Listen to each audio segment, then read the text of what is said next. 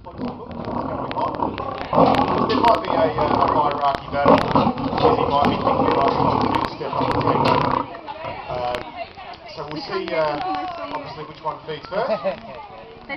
What we're feeding out today is horse meat. It's mainly what we feed the captive carnivores here at Adelaide Zoo. The main reason is that it is a much leaner meat than a lot of the other offerings.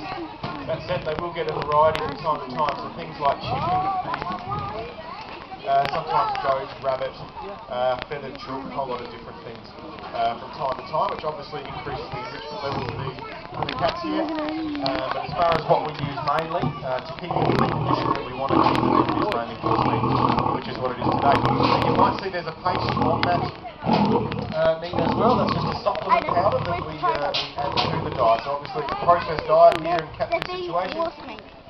So we need to just put a few additives on there to make sure they're getting the proper nutrition that they need. So Amani actually got the second bit of food. So Izzy, the subordinate female, she took